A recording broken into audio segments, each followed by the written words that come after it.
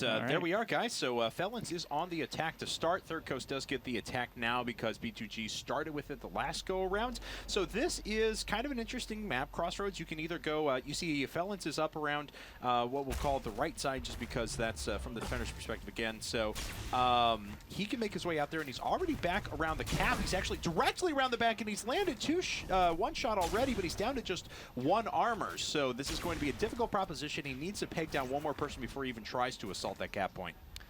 And he is basically just scooting around trying to get a nice entry point. Oh, that rail is so important. Yeah. Oh, but he ran a little bit too close, and Griffin was able to land the last rocket. Man, getting a defender that's sitting on the cap is such a nice feeling because it frees you up for that direct line, but then getting popped right in the side.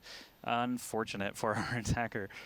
That's right. So, unfortunately, our overlay doesn't reflect it right now. We'll change that in just a second. But Third Coast is up 1-0. These are all best of 5s. We are in the round of 8 of our qualifier. So, Goose decided to take the short ramp there and pop up. It looks like Third Coast playing very far back in defensive, not even putting anyone. These pads up here, these are actually laser pads, so even defenders, when they jump up there, oh my god, that was a great shot, 104 meters. But those are even laser pads for defenders. They can jump up there and grab one of the laser rifles as well. Still takes 3 hits to kill an attacker. Oh man, only 1 armor left. Yeah, that was a really nice shot from Pop Trunk. Yeah, so basically, if so Goose goes down, but if a defender is on the rail pad, it gives them the ability to zoom and do that instant shot with the railgun, but it, like you said, still takes 3 shots to kill the attacker. If an attacker hops on there, it gives them the ability to zoom, but it's still only 1 shot to kill a defender. So it's still nice. This map, the pads are just barely exposed to anything, really, so it's kind of rare for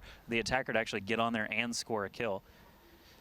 So, looks like Mustard tried to make his way over to the left-hand side there. Goose is already prepared. He's ready for this. And, oh, he throws out a couple of rockets. They're not able to connect with any of them, but they have kept Mustard quite far back at the moment.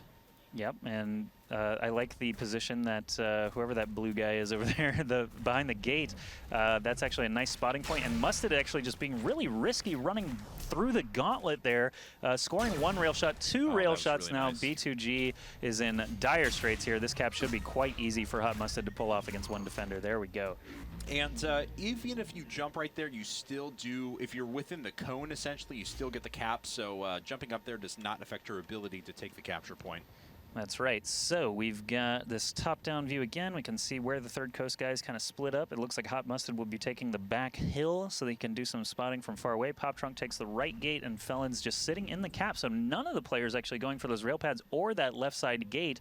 I'm not sure how or why. I guess I'm learning here this is an interesting defensive position that I haven't seen before. And Mustard can actually aim through, as we saw there. Very nice shot from Pop Trunk to start. We'll go ahead and take a look at Pop Trunk's vision here. So he's actually defending. Oh, he does land 2 shots, and that's really all you can ask of a defender. Like 2 shots for getting killed by the rail is actually worth it.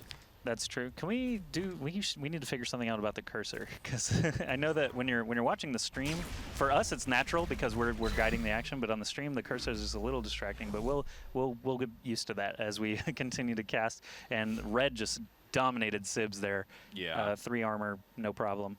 Yeah, unfortunately, you have to right-click to be able to pull the vision around. I see. So, okay. So that's where the problem comes in at. So I'll try and hide it away, though. Okay, so Pop Trunk is on the attack now. This is actually a spot. As you can see where Pop Trunk's at the top right-hand corner. I'll mouse over him right there. If you go to the back around those rocks, you can actually see into the lasers and try and land a nice shot.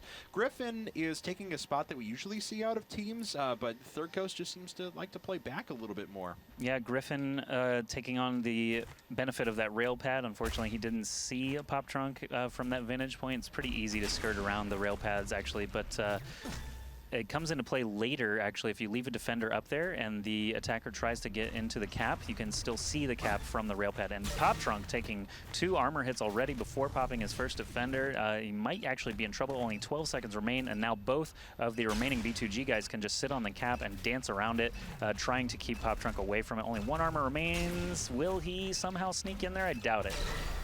He does manage to kill 2. If he had landed the initial shot off to the left that he was looking for, he maybe could have had a chance, but unfortunately just wasn't going to be enough. And now Griffin is on the attack. Currently, though, b2g is down 2-3, so they really need to start turning things around here. If they lose on this attacking round, it's going to be pretty easy for Third Coast to scoot to that 6-3 victory. That's right. Losing, actually, sorry, being unable to defend a single round can actually put you behind in score as much as 6-3 if all the other attacks are unsuccessful. So basically, if someone lands an attacking round, you need to get one soon, or you're going to be too far behind to actually win. So that's when you force that win by 2 rule if you can actually score that attacking round. But now Third Coast pulling ahead 4-2, things are looking kind of scary for b2g, because now not only do they have to successfully defend every single round, they must win their next attacking round.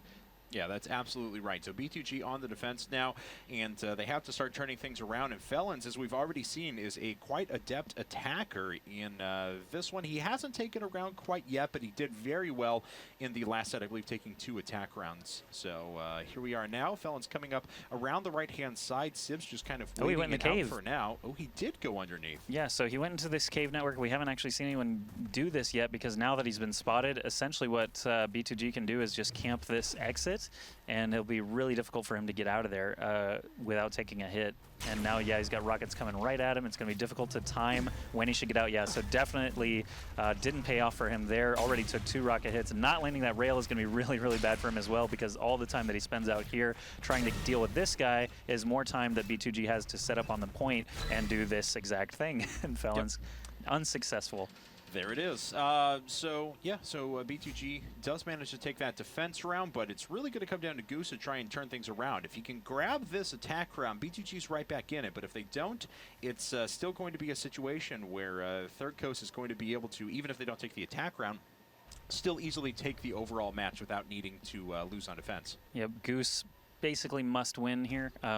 This is kind of a do-or-die situation that would put him up to 4-4. If he doesn't get it, obviously 3C would be at 5-3, and it would just be so easy for them to defend a round successfully and just take the map. So Goose, let's see if he's got what it takes. I don't know if we can make some Top Gun references or not yet.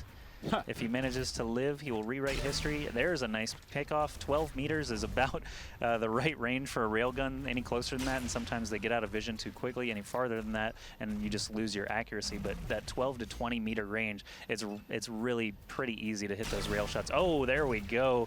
Only 1 defender left. He's in a great position. If he no, Goose! Oh, wow. That was a really, really well done defense by Felons. 3 quick shots, and once you jump up in the air, it's actually quite easy for teams to be able to pick you off, believe it or not, because you have a predictable path down. You can use your boost to kind of alter your path in the air, but it's still much easier. Even running straight in is difficult, though, because you can be popped up off the ground by any rocket at your feet. So basically, it's a tough situation either way. Jumping is generally just frowned upon, though, because there's not so much movement that you're able to do after you jump. Basically, you're gliding down, and they can plant rockets right where you're going to land. But Hot Mustard, very, very nice pickup there. Obviously, that's going to give him a lot of wiggle room here to continue during this free time before the cap is activated.